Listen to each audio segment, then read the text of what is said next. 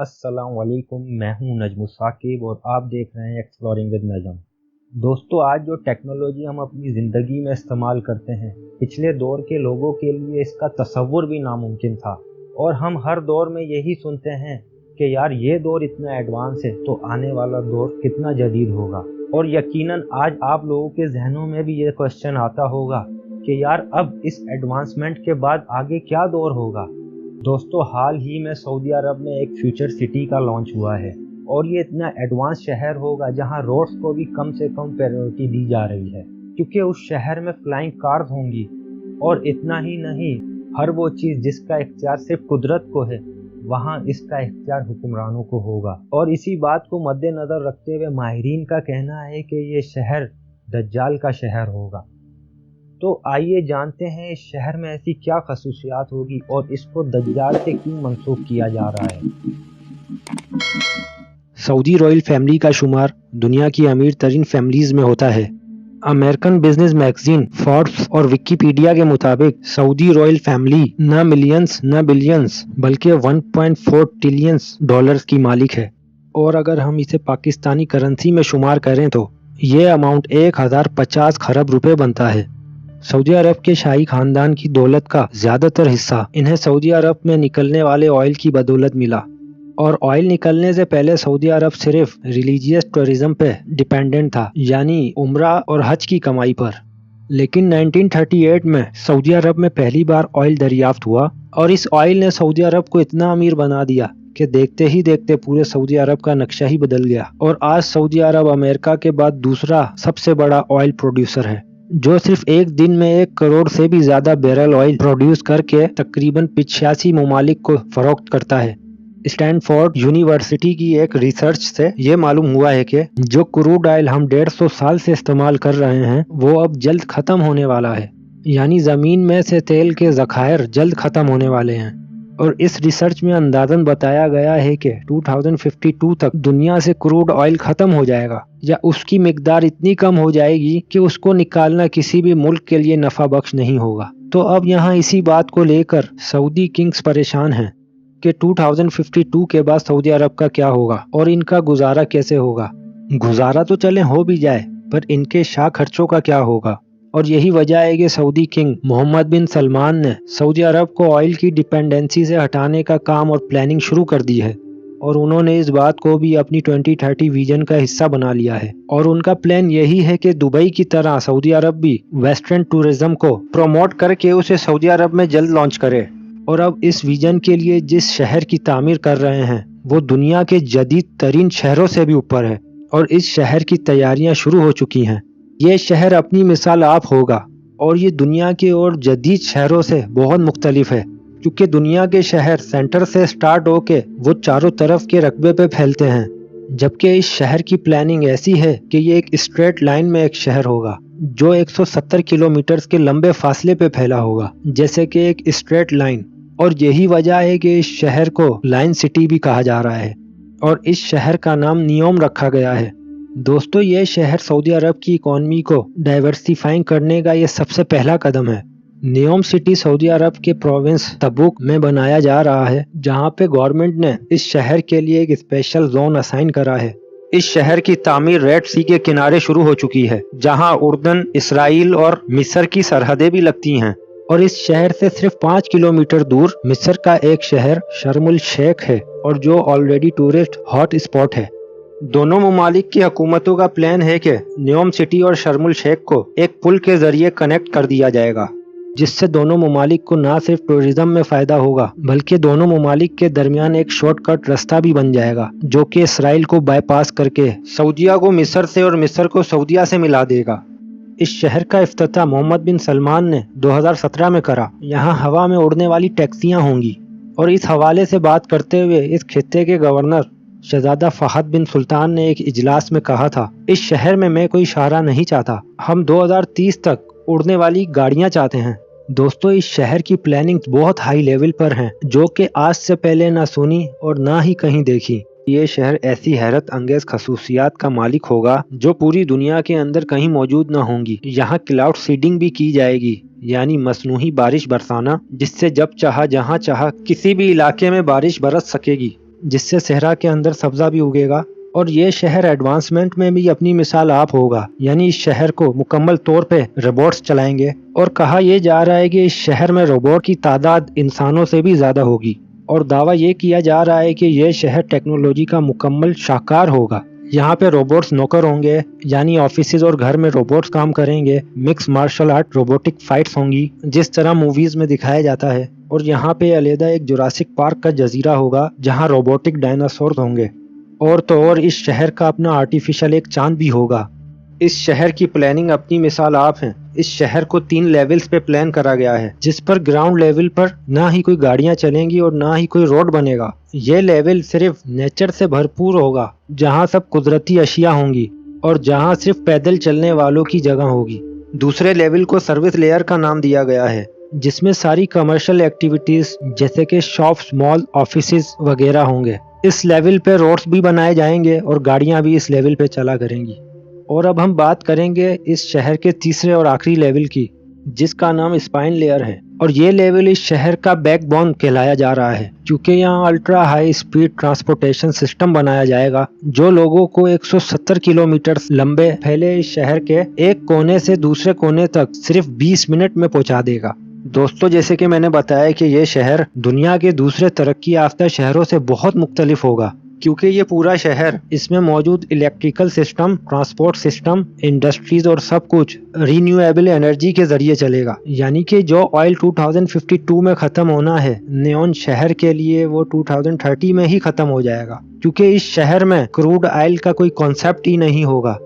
دوستو، اس شہر کا ایک حصہ 4500 فٹ بلند پہاڑیوں سے بھی گزرے گا، اور سعودی گورنمنٹ نے اس حصے کو ٹروجینا کا نام دیا ہے، اور پروجیکٹ کی کنسٹرکشن کے لیے کسی بھی پہاڑ کو نقصان نہیں پہنچایا جائے گا، بلکہ اس کی قدرتی خوبصورتی کو استعمال کر کے اس میں ڈیولپمنٹ کی جائے گی، جس سے یہ مزید خوبصورت ہو جائے گا، جہاں ایک vertical village, outdoor ski resort, mountain to mountain transportation system, health centre اور لگژری انٹرٹینمنٹ سینٹر بھی بنائے جائیں گے۔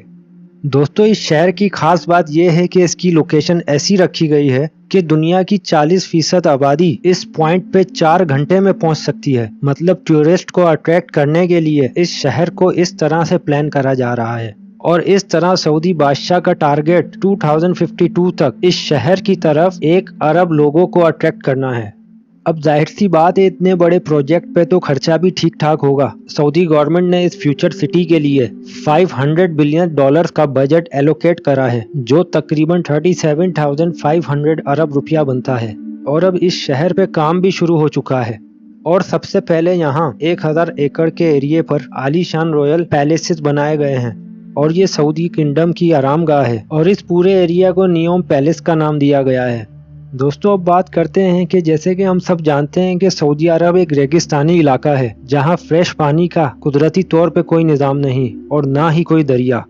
تو اب سعودی عرب کے لیے سب سے بڑا چیلنج یہ ہے کہ وہ کس طرح وہ فریش پانی کو، جو سعودیہ سمندر کے پانی کو فلٹر کر کے استعمال کے قابل بناتا تھا بغیر فوسل فیول کے، کس طرح اتنے بڑے شہر کے لیے پانی کو لوگوں کے لیے عام کرے گا۔ دوستو، اس شہر میں پانی کو جنریٹ کرنے کے لیے ایک نیا میتھڈ اپلائی کیا جائے گا، جس کے لیے شیشے سے بنا ایک بہت بڑا گلوب تیار کیا جا رہا ہے، جسے سمندر کے پانی سے بھرا جائے گا، اور سولر مرر کے ذریعے گلاس گلوب کو گرم کیا جائے گا، اور جب اندر کا پانی گرم ہو کے بھاپ میں تبدیل ہو جائے گا تو اسے پائپس کے ذریعے باہر نکال لیا جائے گا، اور اس طرح سائنٹسٹ کا ماننا ہے کہ ہر روز 5 کروڑ لیٹر فریش واٹر بنایا جا سکتا ہے۔ اس طرح پانی بنانے کی کاسٹ بھی کم ہو جائے گی۔ ریورس آسموسس اور ڈی سیلینیشن جیسی موجودہ ٹیکنالوجی کے ذریعے فریش واٹر بنانے کی کاسٹ جہاں 1000 لیٹر پر $1 آتی تھی، وہیں یہ کاسٹ سولر ڈوم میں 62% تک کم ہو جائے گی۔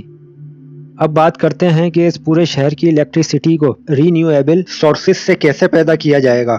سعودی عرب کی لوکیشن کے حساب سے یہاں زیادہ تر گرمی رہتی ہے، اور گرم علاقوں میں ونڈ کنڈیشن زیادہ بہتر ہوتی ہیں، اسی لیے ونڈ ٹربائنز اور سولر پینل کی مدد سے اس شہر پر ایسے پلانٹ لگائے جائیں گے جو پانی اور ہوا کو الیکٹرو کیمیکل سیل کے ذریعے گرین امونیا میں کنورٹ کریں گے، جو کہ بہت افیکٹو فیول ہے، کیونکہ جب بھی ہم نارمل فیول کو برن کرتے ہیں تو وہ فضا میں آلودگی چھوڑتا ہے، لیکن گرین ہائیڈروجن یا گرین امونیا 100% رینیویبل انرجی سے بنایا جاتا ہے، اسی وجہ سے اس سے پولوشن نہیں ہوتی۔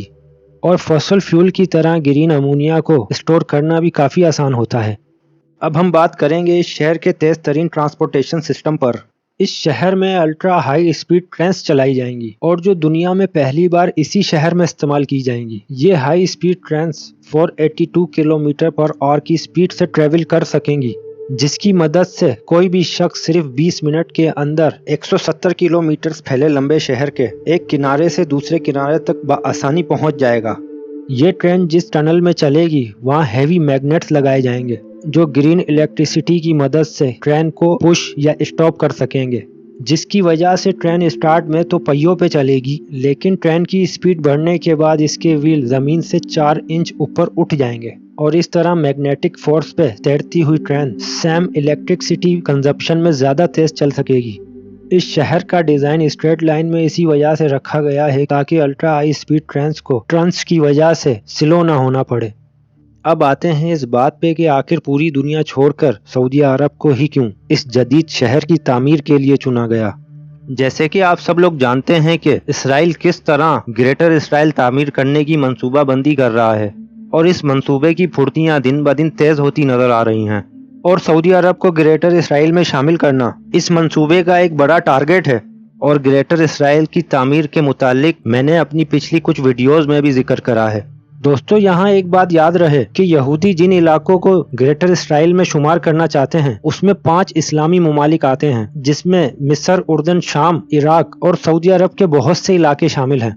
ये वही इलाके हैं जहाँ हजरत सुलेमान अलैहिस्सलाम की सल्तनत कायम थी और इन्हीं इलाकों पे कब्जा करके वो ग्रेटर इसराइल की तामीर चाहते हैं। और ये भी याद रहे कि यहूदियों के ग्रेटर इसराइल की तामीर के लिए 4 अहम मकासद हैं। पहला, जंग हरमजदोन का आगाज। दूसरा, मस्जिद अक्सा को शहीद करके तीसरी बार हैकल सुलेमान की तामीर। तीसरा मकसद ग्रेटर इसराइल का क़याम। और इसके बाद दज्जाल को हजरत दाऊद अलैहिस्सलाम के तख्त पे बिठाकर उसकी ताजपोशी करना। दोस्तों, अब बात यह है कि जिन इलाकों पे इसराइल ग्रेटर इसराइल बनाना चाहता है इस वक्त उन इलाकों पे कंट्रोल इसराइल का ही है, चाहे वो अरब बादशाहों की शक्ल में हो या फिर अमन मुआहदे की शक्ल में। तो इस तरह यहूदी सऊदी अरब पे कब्जा करने के लिए तरह तरह की साजिशें कर रहे हैं और यूं इस शहर की तामीर भी इस साजिश का एक हिस्सा है, जिसकी वजह से इसराइल का सऊदी अरब में दाखिल हो जाना बहुत आसान हो जाएगा। मुसलमान इस शहर में इसराइल की दिलचस्पी देखकर ये अंदाजा लगा रहे हैं कि ये शहर दज्जाल के लिए बनाया जा रहा है। इसी वजह से इस शहर को दज्जाली शहर भी कहा जा रहा है, क्योंकि इस शहर की सारी फंडिंग इसराइल कर रहा है, जिसका मतलब ये है कि ये शहर मौजूद तो सऊदी अरब में होगा लेकिन इसका सारा कंट्रोल इसराइल के पास होगा। और इस शहर की सबसे अनोखी बात यही है जो शायद किसी मुसलमान को हजम ही ना हो, इस शहर में सऊदी अरब के कोई कवानीन लागू नहीं होंगे, जिसका मतलब साफ साफ है कि यहाँ पे फहाशी के अड्डे, शराब, डांस क्लब और तमाम किस्म के मगरिबी कल्चर की इजाज़त होगी। और इस तरह इस मुकद्दस सरजमीन पे जो हमारे अंबिया कराम की सरजमीन है, इस शहर की तामीर के बाद यहाँ पे कोई इस्लामी कवानीन लागू नहीं किए जाएंगे। इस तरह ये कहना गलत नहीं होगा कि ये शहर अपने कवानीन में बिल्कुल आज़ाद होगा, यानी औरत और मर्द जहाँ चाहें जैसे चाहें घूम सकते हैं, उन्हें हर तरह की आज़ादी होगी। तो यूं इस तरह इस शहर की तामीर के जरिए इसराइल सऊदी अरब के काफ़ी हिस्सों पे कंट्रोल हासिल कर लेगा और ये शहर ग्रेटर इसराइल का एक अहम शहर होगा।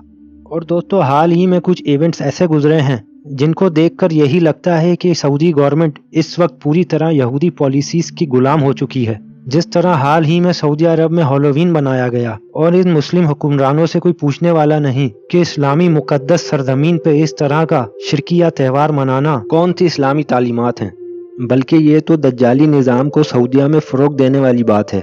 और जिस तरह इस शहर की टेक्नोलॉजी को देखा जाए तो यहाँ क्लाउड सीडिंग का होना, यानी कि मसनूई बारिश जब चाहा जहाँ चाहा शहर में कहीं भी बारिश कर दी जाए, हमें दज्जाल की उस निशानी की तरफ इशारा करता है कि दज्जाल जब चाहेगा जहाँ चाहेगा बारिश बरसाएगा। अब बात करते हैं कि न्यूम नामी इस शहर को अहादीस के हिसाब से देखा जाए तो ये वही शहर होगा जहाँ दज्जाल का क़याम होगा। जैसे कि एक हदीस मुबारका से हमें ये मालूम होता है कि हजूर पाक सल्लल्लाहु अलैहि वसल्लम ने फरमाया कि दज्जाल जब आएगा तो वो मदीने के किनारे क़याम करेगा, पर वो मदीना और मक्का में दाखिल ना हो पाएगा क्योंकि फरिश्ते इन 2 शहरों की हिफाजत करेंगे।